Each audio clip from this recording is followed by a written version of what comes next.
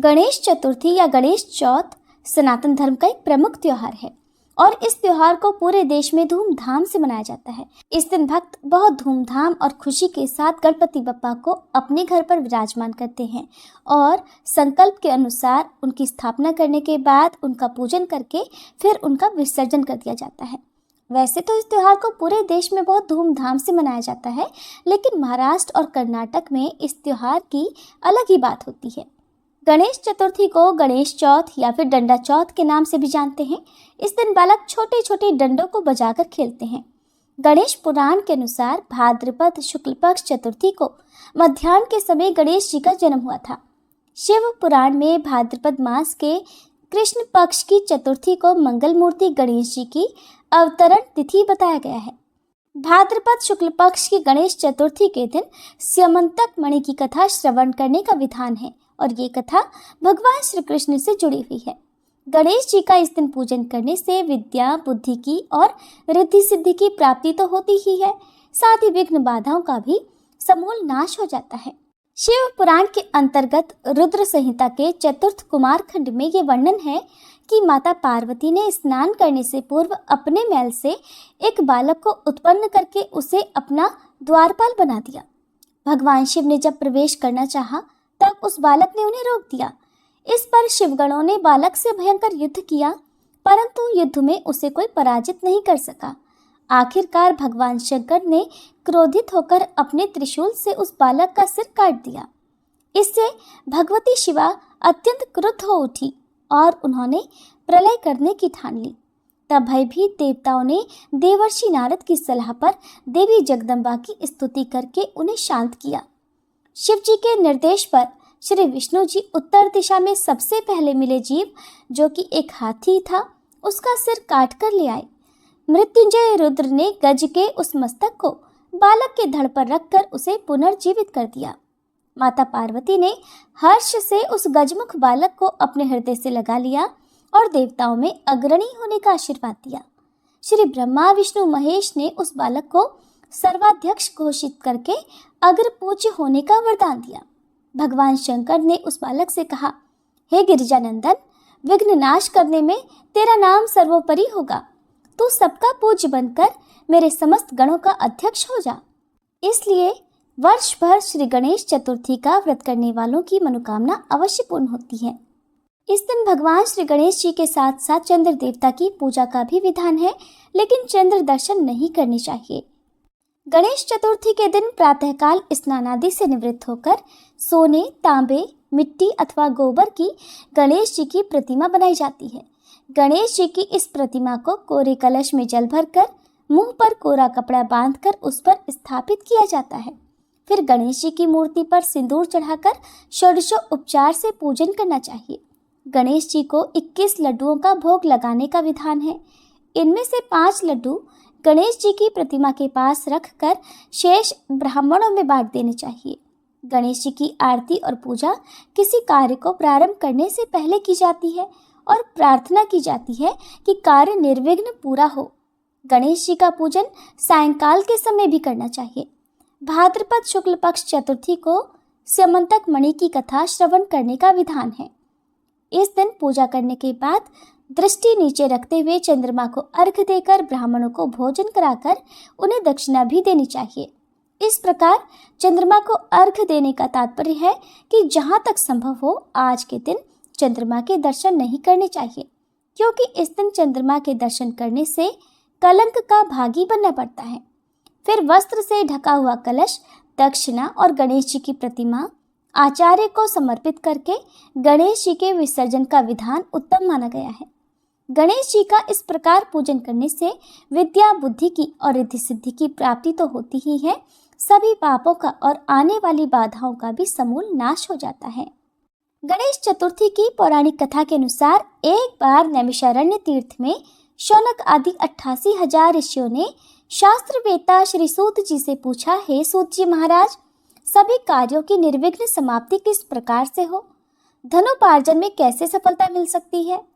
और मनुष्यों की पुत्र, सौभाग्य और संपत्ति की वृद्धि किस प्रकार हो सकती है?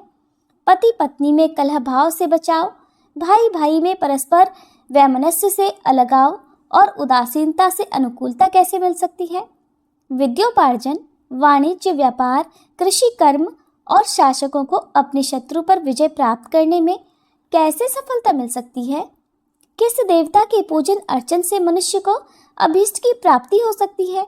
हे सूत जी महाराज, इन सब बातों की आप विस्तृत विवेचना कीजिए। तब सूत जी कहते हैं, हे ऋषियों, प्राचीन समय में जब कौरव पांडवों की सेना युद्ध के लिए एकत्रित हुई, उसी समय कुंती नंदन युधिष्ठिर ने श्री कृष्ण जी से पूछा था, हे श्री कृष्ण, आप ये बतलाइए कि हमारी निर्विघ्न विजय किस प्रकार होगी? किस देवता की आराधना से हम अभीष्ट सिद्धि प्राप्त कर सकेंगे? तब श्री कृष्ण ने कहा कि हे वीर, पार्वती जी के मैल से उत्पन्न गणेश जी की पूजा कीजिए। उनकी पूजा से आप अपने राज्य को पा जाएंगे, ये निश्चित है। तब युधिष्ठिर ने प्रश्न किया कि हे देव, गणेश पूजन का क्या विधान है? किस तिथि को पूजा करने से वे सिद्धि देते हैं? तब श्री कृष्ण कहते हैं, हे महाराज, भादो महीने के शुक्ल पक्ष की चतुर्थी को इनकी पूजा करनी चाहिए, या श्रावण, अघन और माघ मास की चतुर्थी को भी पूजा की जा सकती है। हे राजन, यदि आप में श्रद्धा भाव हो तो भादो शुक्ल चतुर्थी से ही गणेश जी की पूजा प्रारंभ कर दीजिए। व्रती को चाहिए कि प्रातःकाल उठकर सफेद तिल से स्नान करे। दोपहर में सोने की मूर्ति 4 तोले, 2 तोले, 1 तोले या आधे तोले की अपनी सामर्थ्य के अनुसार बनवाएं। यदि ऐसा संभव न हो तो चांदी की प्रतिमा ही बनवा लें, और ऐसा न कर सके तो मिट्टी की मूर्ति बनवा लें। परंतु अर्थ संपन्न होते अर्थात धनवान होते हुए कंजूसी ना करें। यही वर विनाशक और यही सिद्धि विनायक है। मनोवांछित की सिद्धि के लिए भादो शुक्ल चौथ को इनकी पूजा करें। इनकी पूजा करने से संपूर्ण इच्छाएं पूर्ण होती हैं। ध्यान की विधि: एक दांत वाले, सूर के समान विस्तृत कान वाले, हाथी के समान मुख वाले, 4 भुजाधारी, हाथ में पाश और अंकुश धारण किए हुए सिद्धि विनायक गणेश जी का हम ध्यान करते हैं। एकाग्र चित्त से फिर पूजन करें। पंचामृत से स्नान कराने के बाद शुद्ध जल से स्नान कराएं। इसके बाद भक्ति पूर्वक गणेश जी को गंध चढ़ाएं। आह्वान करके पाद्य, अर्घ्य आदि देने के बाद तो लाल वस्त्र चढ़ाना चाहिए। फिर पुष्प, धूप, दीप और नैवेद्य अर्पित करना चाहिए। पान के ऊपर कुछ मात्रा में सोना रखकर, यदि सोना ना रख सके तो दक्षिणा रखकर चढ़ाएं। इसके बाद गणेश जी को 21 दूर्वा चढ़ाएं। फिर इन नामों द्वारा भक्तिपूर्वक गणेश जी की पूजा दूर्वा से करें। हे गणाधिप, हे उमापुत्र, हे पाप के नाशक, हे विनायक, हे ईश नंदन, हे सर्व सिद्धिदाता, हे एकदंत, हे गजमुख, हे मूषक वाहन, हे स्कंद कुमार के ज्येष्ठ भ्राता, हे गजानन महाराज, मैं आपको प्रणाम करता हूँ। रोली, पुष्प और अक्षत के साथ 2-2 दूब लेकर प्रत्येक नाम का उच्चारण करते हुए अलग अलग नामों से दूब अर्पित करें। हे देवाधिदेव, आप मेरे द्वारा अर्पित दूब को स्वीकार कीजिए। मैं आपकी बारंबार विनती कर रहा हूँ। इसी प्रकार भुना हुआ गेहूं या गुड़, धनिया जो गणेश जी को परम प्रिय है, अर्पित करें।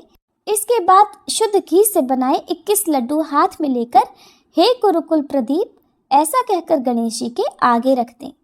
उनमें से 10 लड्डू ब्राह्मण को दान कर दें और 10 लड्डू अपने भोजन के निमित्त रख लें।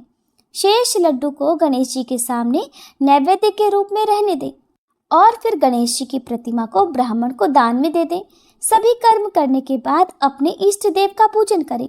इसके बाद ब्राह्मण को भोजन कराकर स्वयं भोजन करें। भगवान श्री कृष्ण कहते हैं, हे धर्मराज युधिष्ठिर, इस प्रकार गणेश जी की पूजा करने से आप सभी पांडवों की विजय होगी।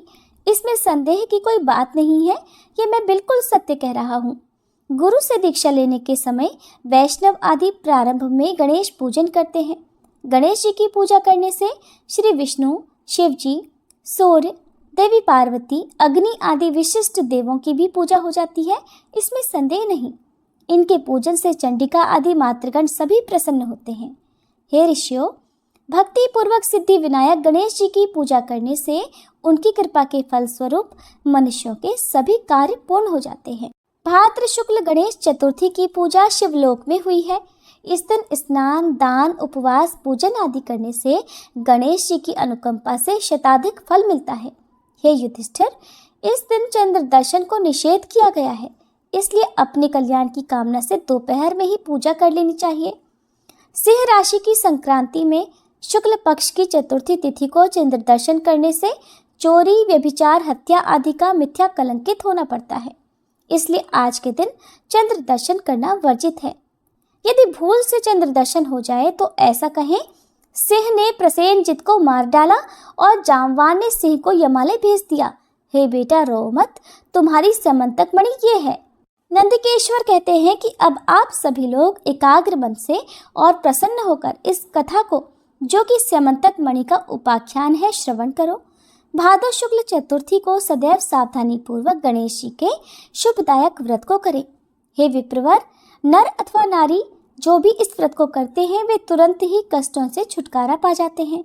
उनके सभी कलंकों का शमन और विघ्न निवारण होता है। सुनसान वन में, विषम परिस्थिति में, अदालत संबंधी मामलों में, संपूर्ण कार्यों में सफलता देने वाला यह व्रत संपूर्ण व्रतों में श्रेष्ठ है। यह व्रत विश्व विश्रुत और गणेश जी को परम प्रिय है। सनत कुमार जी पूछते हैं कि प्राचीन काल में इस व्रत को किसने किया? इसका प्रचार मृत्यु लोक में किस तरह हुआ? आप गणेश जी के इस व्रत को विस्तार पूर्वक कहिए। नंदिकेश्वर ने कहा कि इस व्रत को सर्वप्रथम प्रतापवान भगवान वासुदेव जगन्नाथ जी ने किया था। जब उन पर झूठा दोषारोपण हुआ तो उसके शमनार्थ अर्थात उसके नाश के लिए नारद जी ने उनसे इस व्रत को करने के लिए कहा था। सनत कुमार जी ने आश्चर्यचकित होकर पुनः प्रश्न किया कि हे नंदिकेश्वर, श्री कृष्ण जी तो सर्वगुण संपन्न ऐश्वर्य युक्त भगवान है, सृष्टिकर्ता, पालनकर्ता और संहारक है। ऐसे घटघट वासी भगवान कृष्ण को मिथ्या कलंक किस प्रकार लग गया? ये तो बड़ा ही विस्मयकारी है। हे नंदिकेश्वर, आप इस उपाख्यान का वर्णन कीजिए। तब नंदिकेश्वर कहने लगे, पृथ्वी का भार हरण करने के लिए भगवान मनाम अर्थात श्री विष्णु जी और हलधर बलराम जी ने वसुदेव के पुत्र रूप में अवतार धारण किया। मगध सम्राट जरासंध के बार बार आक्रमण करने के कारण श्री कृष्ण ने विश्वकर्मा द्वारा समुद्र में स्वर्ण निर्मित द्वारिकापुरी बनवाई। उस पुरी में 16,000 रानियों के लिए 16,000 सुंदर महलों को बनाया गया। उन रानियों के निवास के उपभोग के निमित्त पारिजात वृक्ष का आरोपण कराया। इसके अलावा 56 करोड़ यादवों के लिए 56 करोड़ भवनों की व्यवस्था की और अन्य अर्थात ब्राह्मण, क्षत्रिय, वैश्य और शूद्र आदि लोगों के निवास का भी प्रबंध करवाया, जहां जनता शांतिपूर्वक बसती थी। त्रैलोक्य में उपलब्ध होने वाली जितनी वस्तुएं थी सभी का वहां संग्रह किया गया था। उस द्वारकापुरी में उग्र नामक यादव के सत्राजीत और प्रसेन नामक 2 पुत्र हुए। समुद्र तट पर स्थित भाव से सूर्य नारायण को प्रसन्न करने के लिए वीर्यवान सत्राजीत तपस्या करने लगे। वे निराहार रहकर सूर्य की ओर टकटकी बांधकर आराधना करने लगे। तब भगवान सूर्य प्रसन्न होकर सत्राजीत के समक्ष प्रकट हुए। सत्राजीत भी अपने आराध्य के दर्शन से बड़े प्रसन्न हुए। सत्राजीत स्तुति करने लगे कि हे तेजपुंज, हे स्वतः प्रकाशवान, हे काश्यपे, हे हरिदश्व, आपको मेरा बारंबार प्रणाम है। हे ग्रहराज, हे चंद्रमा को प्रकाशित करने वाले, हे वेद त्रयी स्वरूप, हे संपूर्ण देवों के अधिपति, आपको मेरा नमस्कार है। हे देवराज, आप मुझ पर प्रसन्न होइए। हे दिवाकर, आपकी कृपा दृष्टि मेरे ऊपर हो जाए। सत्राजीत की ऐसी स्तुति से भगवान सूर्य ने सत्राजीत से शांत, गंभीर और मधुर वाणी में कहा कि हम तुम्हारे ऊपर बहुत प्रसन्न हैं। तुम्हारी जो अभिलाषा हो वो हमसे मांग लो। हे महाभाग्यशाली सत्राजीत, हम तुम्हारी आराधना से संतुष्ट हैं। अब तुम इस सुंदर रत्न को ले लो, ये देवों को भी अप्राप्य है। ऐसा कहकर प्रसन्न मन से भगवान ने अपने कंठ से मणि उतारकर उन्हें दे दी। भगवान सूर्य ने उनसे कहा कि ये प्रतिदिन 8 भार अर्थात 24 मन सोना प्रदान करती है, अतः मणि धारण करने के समय पवित्र रहना चाहिए। हे सत्राजित, अशौचावस्था में धारण करने से धारक का मरण हो जाता है। ऐसा कहकर तेजवान भगवान सूर्य वहीं अंतर्ध्यान हो गए और उस मणि को धारण करके सत्राजीत ऐसे सुशोभित हुए मानो वह सूर्य नारायण ही है।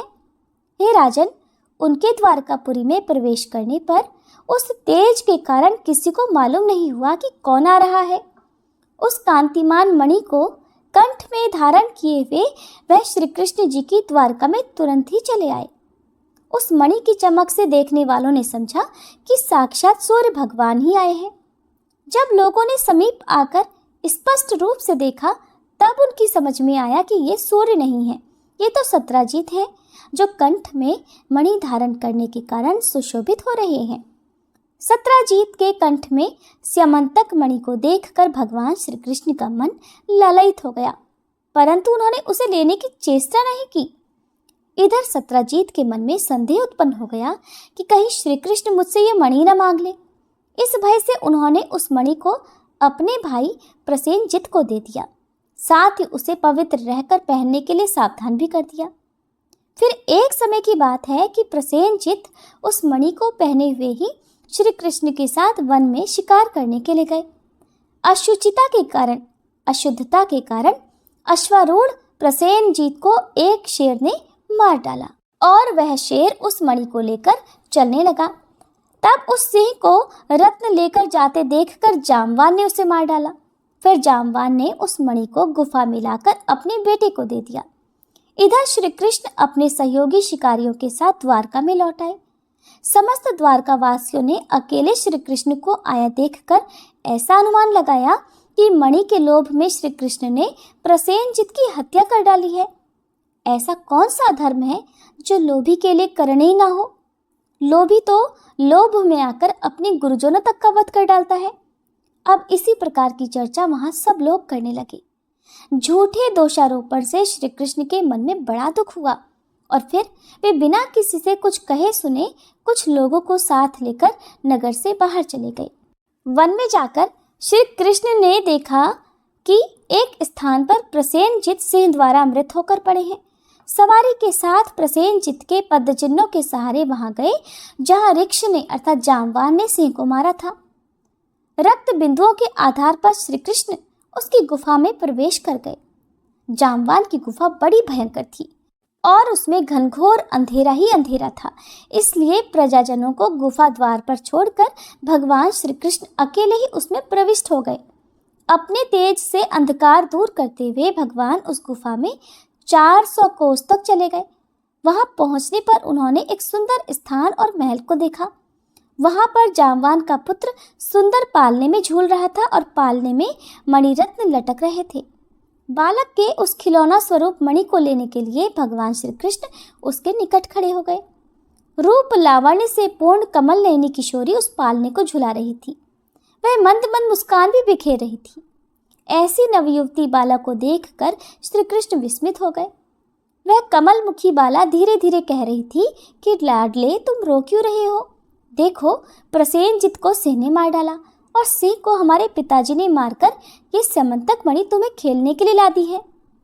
कमल नयन भगवान श्री कृष्ण को देखकर वह बाला अब कामातुर होकर धीरे धीरे प्यार भरी बात कहने लगी कि मेरे पिता की दृष्टि पड़ने से पहले ही आप यहाँ से चले जाइए। ये सुनकर प्रतापवान श्री कृष्ण जी हंसकर अपना पांचजन्य शंख बजाने लगे। उस शंखनाद से ऋक्षराज घबराकर उठ बैठा और उनके पास चला आया और फिर श्री कृष्ण और जामवान में परस्पर तुमुल युद्ध होने लगा। इस दृश्य से सभी नारियां चीखने लगी और गुफा के नागरिक आश्चर्य में पड़ गए। उधर गुफा द्वार पर श्री कृष्ण की प्रतीक्षा कर रहे प्रजाजन उन्हें मृत समझकर 7वें दिन द्वारका में वापस लौट गए। वहां पहुंचकर उन लोगों ने श्री कृष्ण का मृतक कर्म तक कर डाला। इधर गुफा के अंदर भगवान कृष्ण और ऋक्षराज में 21 दिनों तक लगातार मल्ल युद्ध होता रहा। भगवान कृष्ण ने ऋक्षराज के युद्धोन्माद को क्षीण कर दिया। त्रेता युग की बातों का स्मरण कर जामवान ने भगवान को पहचान लिया।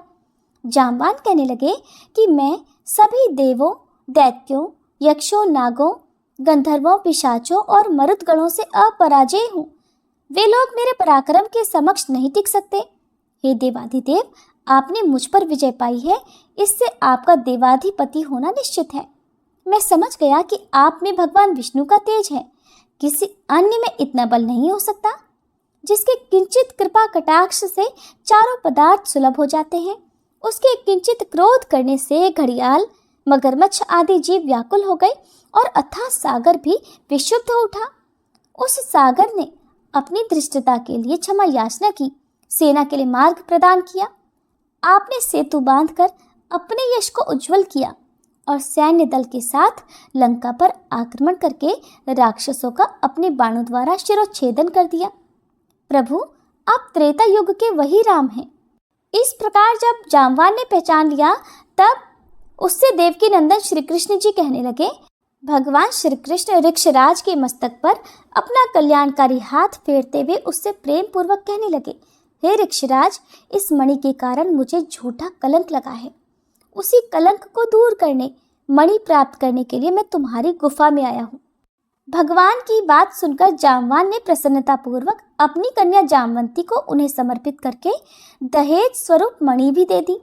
भगवान कृष्ण ने कन्या और मणि ग्रहण कर जामवान के ज्ञान का उपदेश देकर फिर वहां से जाने का विचार किया।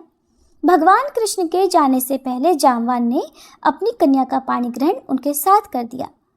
जामवंती के साथ मणि लेकर भगवान कृष्ण अब प्रसन्न मन से द्वारका में वापस आए। जिस प्रकार किसी मृतक के पुनर्जीवन होने पर उसके परिवार वालों के हर्ष की सीमा नहीं रहती, वही अवस्था श्री कृष्ण को देखकर द्वारका वासियों को भी हुई। श्री कृष्ण को धर्मपत्नी के साथ मणि लेकर लौटा देखकर सभी लोग उत्सव मनाने लगे।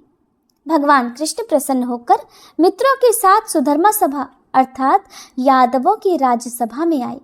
वहां उन्होंने मणि के गायब होने और उसकी पुनः प्राप्ति की सारी घटना को कह सुनाया। फिर भगवान कृष्ण ने राज्यसभा में उपस्थित सत्राजित को अपने पास बुलाकर वह मणि उन्हें दे दी। यादव संसद सदस्यों के सामने मणि देकर भगवान श्री कृष्ण झूठे कलंक के दोष से मुक्त हो गए। सत्राजित बुद्धिमान थे।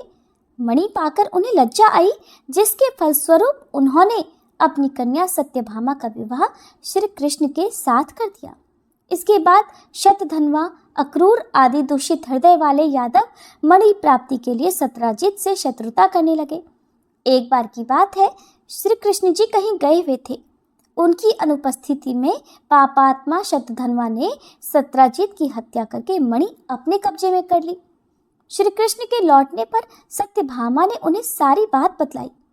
एक बार नगर में पुनः चर्चा उठी कि ये श्री कृष्ण भीतर से तो काले अर्थात कलुषित हृदय वाले हैं और ऊपर से इतने सीधे दिखते हैं। तब भगवान कृष्ण ने बलदेव जी से कहा कि भैया, शतधन्वा ने सत्राजित का वध कर डाला है, इसलिए अब वह मणि के साथ पलायन करने वाला है। शतधन्वा ने सत्राजित की हत्या करके हम लोगों की मणि का अपहरण कर लिया है। वह मणि हम लोगों के लिए भोग्य है, इसमें कोई संदेह नहीं। ये बात जब शतधन्वा को मालूम हुई तो उसने भयभीत होकर मणि को अक्रूर को दे दिया। मणि देने के बाद वह एक घोड़ी पर सवार होकर दक्षिण दिशा की ओर भाग गया। इधर रथ पर विराजमान होकर भगवान श्री कृष्ण और बलराम उसका पीछा करने लगे। 100 योजन के बाद उसकी घोड़ी मार डाली गई और वह तब पैदल ही भागने लगा। श्री कृष्ण जी ने दौड़कर उसे पकड़ लिया और उसका वध कर डाला। मणि के लिए इच्छुक कृष्ण जी ने रथारूढ़ बलदेव जी से कहा कि भैया, इसके पास से तो मणि नहीं मिली। तब श्री कृष्ण की बात से बलराम जी ने रुष्ट होकर कहा, कृष्ण, तुमने सदैव से कपट का व्यवहार किया है। तुमसे बढ़कर लोलुप और पापी कोई अन्य व्यक्ति नहीं होगा। जब तुम धन के लोभ में पड़कर अपने सगे संबंधियों की हत्या करने से भी नहीं चूकते, तो ऐसा कौन भाई बंधु होगा जो तुम्हारा साथ दे। इसके बाद बलराम जी की तुष्टि के लिए श्री कृष्ण ने शपथ ली और उन्हें प्रसन्न करने का प्रयास किया। ऐसे मिथ्यापवाद के क्लेश को सहन करना धिक्कार है, ऐसा कहकर बलदेव जी विदर्भ देश की ओर चले गए और फिर श्री कृष्ण जी रथ में सवार होकर द्वारकापुरी में वापस लौट आए। श्री कृष्ण के लौटने पर द्वारकावासी पुनः चर्चा करने लगे कि कृष्ण ने अपने बड़े भाई बलराम जी को द्वारका से बाहर निकालकर अच्छा काम नहीं किया। मणि के लालच में आकर उन्हें ऐसा करना तो बिल्कुल उचित नहीं था।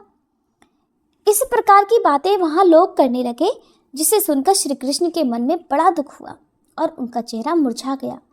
इधर अक्रूर भी तीर्थाटन के लिए द्वारका से निकल पड़े। उन्होंने काशीपुरी में आकर यज्ञपति भगवान के लिए विष्णु योग किया।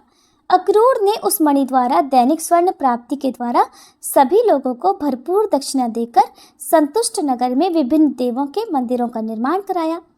सूर्य देव द्वारा दी गई उस मणि को सदैव अक्रूर पवित्रता के साथ धारण करते थे। फलस्वरूप वे जहाँ भी रहते वहाँ न तो कभी अकाल पड़ता था, न कभी व्याधि जनित किसी रोग का ही प्रकोप होता था। भगवान श्री कृष्ण सर्वज्ञ थे, वे सभी बातों को जानते थे। मनुष्य देहधारी होने के कारण लोकाचार के लिए माया में आकर अपनी अज्ञानता प्रकट करते थे। देखो तो, मणि के कारण भाई बलराम जी से विरोध हुआ, बार बार तरह तरह के झूठे कलंक लगते रहे, इसलिए इतना कलंक कहाँ तक सहा जाए। श्री कृष्ण जी की इस चिंतातुर अवस्था में ही वहां देवर्षि नारद जी आ पहुंचे। भगवान द्वारा पूजित होकर आसन पर सुखपूर्वक बैठकर मुनि कहने लगे। नारद जी ने कहा, हे भगवान, आप इतने उदास क्यों दिखाई पड़ रहे हैं? किस चिंता में पड़े हुए हैं? हे केशव, आप संपूर्ण वृतांत मुझसे कहिए। तब श्री कृष्ण ने कहा कि हे देवर्षि नारद, मुझे बार बार अकारण कलंक लग रहा है, इस कारण मुझे अत्यंत पश्चाताप है। मैं आपकी शरण में हूँ, आप मुझे चिंता रहित कर दीजिए। नारद जी ने कहा, हे देव, आप पर लगने वाले कलंक का कारण मैं जानता हूँ। आपने भादो शुक्ल चतुर्थी को चंद्र दर्शन किया है, इसीलिए आपको बार बार कलंकित होना पड़ रहा है। नारद जी की बात सुनकर भगवान श्री कृष्ण गंभीर वाणी में कहने लगे कि हे देवर्षि, चतुर्थी के चंद्र दर्शन से कैसे दोष लगता है, जबकि द्वितीया के चांद का लोग दर्शन करते हैं और उसका सुंदर फल पाते हैं। नारद जी ने कहा कि स्वयं श्री गणेश जी ने दर्शनीय रूप वाले अर्थात सुंदरतम रूप पर गर्व करने वाले चंद्रमा को श्राप दिया है कि आज के दिन जो लोग तुम्हारे दर्शन करेंगे, समाज में उन्हें व्यर्थ ही निंदा का पात्र होना पड़ेगा। श्री कृष्ण जी ने पूछा, हे मुनिवर, अमृत की वर्षा करने वाले चंद्रमा को गणेश जी ने क्यों शाप दिया? आप इस सर्वोत्तम उपाख्यान का विस्तृत वर्णन कीजिए। तब नारद जी ने उत्तर दिया कि प्राचीन काल में ब्रह्मा, विष्णु और शिव जी ने मिलकर गणेश जी को अष्ट सिद्धि और नवनिधि को पत्नी स्वरूप प्रदान किया। इसके बाद शास्त्रोक्त विधि से गणेश जी की पूजा करके उन्हें संपूर्ण देवों में अग्रगणी बनाकर प्रजापति ब्रह्मा जी उनकी स्तुति करने लगे। ब्रह्मा जी ने कहा, हे हाथी सदृश मुख वाले, हे गणपति, हे लंबोदर, हे वरदायक, हे समस्त विद्याओं के अधिपति, हे देवताओं के अधिनायक, हे सृष्टिकर्ता, पालक और संहारकर्ता गणेश जी, जो लोग भक्ति पूर्वक आपको लड्डू चढ़ाकर पूजन करेंगे, उनके सभी विघ्न दूर हो जाएंगे और दुर्लभ सिद्धि प्राप्त होगी, इसमें संशय नहीं। जो देवता या दानव आपकी पूजा किए बिना सफलता की कामना करते हैं, उन्हें अरबों कल्प तक भी सिद्धि नहीं मिलती। हे गणाध्यक्ष, आपके कृपा कटाक्ष के बल पर सदा श्री विष्णु पालन करते हैं और शिव जी संहार करते हैं। प्रभु, ऐसी स्थिति में मेरी इतनी सामर्थ्य नहीं जो मैं आपकी स्तुति कर सकूं। ब्रह्मा जी के मुख से ऐसी स्तुति सुनकर गणेश जी ने विश्व के अधिपति ब्रह्मा जी से प्रेम पूर्वक कहा कि हे जगत के रचयिता ब्रह्मा जी, मैं आपकी भक्ति और निश्चल स्तुति से अत्यंत प्रसन्न हूँ। आपकी जो इच्छा हो मुझसे वर के रूप में मांग लीजिए, मैं उसे पूर्ण करूँगा। तब ब्रह्मा जी ने कहा, हे प्रभु, सृष्टि के रचना काल में मुझे किसी प्रकार की बाधा ना हो। ये सुनकर गणेश जी ने प्रसन्न मन से मुस्कुराते हुए कहा कि ऐसा ही होगा, अर्थात आपका कार्य निर्विघ्न रूप से चलता रहेगा। ब्रह्मा जी अभीष्ट वरदान पाकर अपने लोक को चले गए। इधर स्वेच्छा से भ्रमण करने वाले गणेश जी ने सत्यलोक से चलकर अपना अद्वितीय स्वरूप धारण किया। आकाश मार्ग से चंद्रलोक में जा पहुंचे। रूपशाली चंद्रमा ने गणेश जी के ऐसे हास्य योग्य स्वरूप को देखा, जिसमें उनकी लंबी सूंड, सूप के समान कान, लंबे दांत, भारी भरकम तोंदीला पेट और चूहे के वाहन पर आसीन है। ऐसे विस्मयकारी रूप को देखने से रूप गर्वित अपने रूप पर गर्व करने वाले चंद्रमा को हंसी आ गई। चंद्रमा के हंसने से गणेश जी कुपित हो गए और उनकी आंखें क्रोध से लाल हो गईं। फिर उन्होंने चंद्रमा को शाप दे दिया कि तुम दर्शनीय और सुंदर रूप वाले मुझको देखकर हंस रहे हो। गणेश जी ने कहा कि चंद्रमा, तुम मद दर्पित हो रहे हो, इसका फल तुम्हें बहुत जल्द भोगना होगा। आज से शुक्ल चतुर्थी के दिन कोई भी व्यक्ति तुम्हारे पापी मुख को नहीं देखेगा।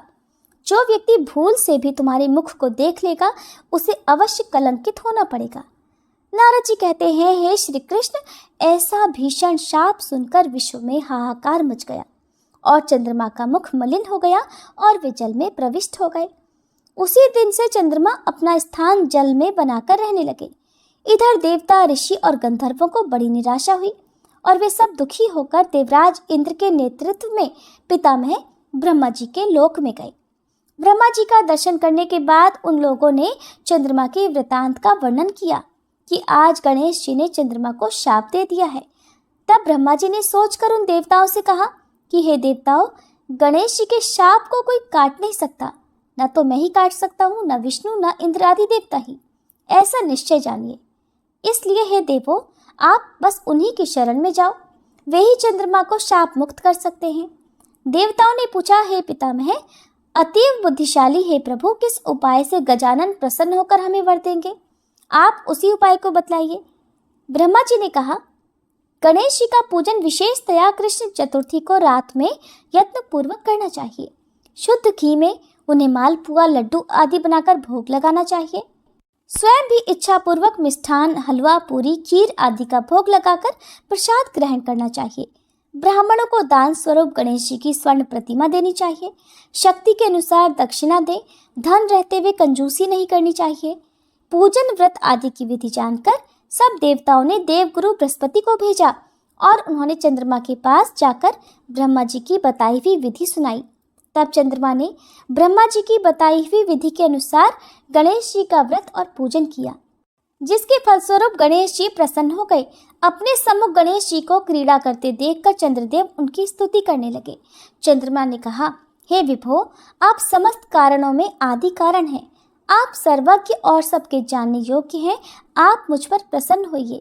हे देवाधिपति, हे जगन्निवास, हे लंबोदर, हे वक्रतुंड, हे गणेश जी, हे ब्रह्मा विष्णु से पूजित, मैंने गर्व के कारण आपका उपहास किया था, उसके लिए मैं आपसे क्षमा प्रार्थी हूँ। आप मुझ पर प्रसन्न होइए। हे गणेश जी, जो आपकी पूजा न करके अर्थ सिद्धि की इच्छा रखते हैं, वे वास्तव में मूर्ख और संसार में अभागे हैं। मुझे अब आपके संपूर्ण प्रभाव का ज्ञान हो गया है। जो पापात्मा आपकी पूजा से विमुख रहते हैं, उन्हें नरक में भी स्थान नहीं मिलता। चंद्रमा द्वारा ऐसी स्तुति सुनकर गणेश जी हंसते हुए मेघ के समान गुरु गर्जना में बोले। गणेश जी ने कहा, हे चंद्रमा, मैं तुम्हारे ऊपर प्रसन्न हूँ। तुम्हारी जो इच्छा हो वह तुम मुझसे वरदान के रूप में मांग लो, मैं तुम्हें देने के लिए तैयार हूँ। तब चंद्रमा ने कहा, हे गणेश्वर, आपकी कृपा से मेरे पाप शाप दूर हो जाएं। ये सुनकर गणेश जी ने कहा, हे चंद्र, मैं तुम्हें इसके बदले दूसरा वरदान दे सकता हूँ, किंतु ये नहीं दे सकता। विघ्नेश्वर गणेश जी के ऐसे वचन को सुनकर ब्रह्मादि देवगण अत्यंत भयभीत होकर भक्त वत्सल गणेश जी की प्रार्थना करने लगे। देवतागण निवेदन करने लगे कि हे देवाधिदेव, आप चंद्रमा को शाप मुक्त कर दें, यही वरदान हम सभी आपसे चाहते हैं। आप ब्रह्मा जी के बड़प्पन का विचार कर चंद्रमा को शाप मुक्त कर दीजिए। देवताओं का इस प्रकार निवेदन सुनकर गणेश जी ने बड़े ही आदर के साथ कहा कि आप लोग मेरे भक्त हैं, अतः मैं आप लोगों को अभीष्ट वर प्रदान करता हूँ। जो लोग भादो सुदी चौथ को चंद्रमा का दर्शन करेंगे, उन्हें मिथ्या कलंक तो अवश्य ही लगेगा, इसमें कोई संदेह नहीं। किंतु महीने के आरंभ में शुक्ल द्वितीया के दिन जो व्यक्ति हर महीने में निरंतर तुम्हारा दर्शन करते रहेंगे, उन्हें भादो सुदी चौथ के दर्शन का दुष्परिणाम नहीं भोगना पड़ेगा। नारद जी कहते हैं, हे कृष्ण, तभी से द्वितीया के दिन सभी लोग आदर पूर्वक चंद्र दर्शन करने लगे। स्वयं गणेश जी ने द्वितीया के चंद्र दर्शन की महत्ता का वर्णन किया है। दूज के चंद्रमा का दर्शन करने वाले जो पापात्मा भाद्र शुक्ल को तुम्हारा दर्शन करेंगे, उन्हें 1 वर्ष के भीतर ही मिथ्या कलंक का भागी होना पड़ेगा। इसके पश्चात चंद्रमा ने गणेश जी से पुनः पूछा कि प्रभु, अगर ऐसी घटना घटित हो जाए तो हे देवाधिपति, आप किस उपाय से प्रसन्न होंगे, ये बताने की कृपा करें। तब गणेश जी ने कहा कि कृष्ण पक्ष की प्रत्येक चतुर्थी को जो लोग लड्डू का भोग लगाकर मेरा पूजन करेंगे और विधि पूर्वक रोहिणी के साथ तुम्हारी पूजा करेंगे, जो लोग मेरी स्वर्ण प्रतिमा का पूजन करके कथा श्रवण करेंगे और ब्राह्मण भोजन कराकर उन्हें दान देंगे, तो मैं सदैव उनके कष्टों का निवारण करता रहूँगा। यदि स्वर्ण प्रतिमा निर्मित कराने की क्षमता न हो तो मिट्टी की प्रतिमा का विविध सुगंधित पुष्पों से मेरा पूजन करें। फिर प्रसन्न मन से ब्राह्मण को भोजन कराकर विधि पूर्वक पूजन के बाद कथा सुनकर वर्णित द्वारा ब्राह्मण को समर्पण करें कि हे देव गणेश जी, आप हमारे इस दान से प्रसन्न होइए और सदैव सभी समय हे देव आप हमारे कार्यों को निर्विघ्न पूरा करें। आप सम्मान, उन्नति, धन धान्य, पुत्र पौत्र आदि देते रहें। हमारे वंश में विद्वान, गुणी और आपके भक्त पुत्र उत्पन्न होते रहें।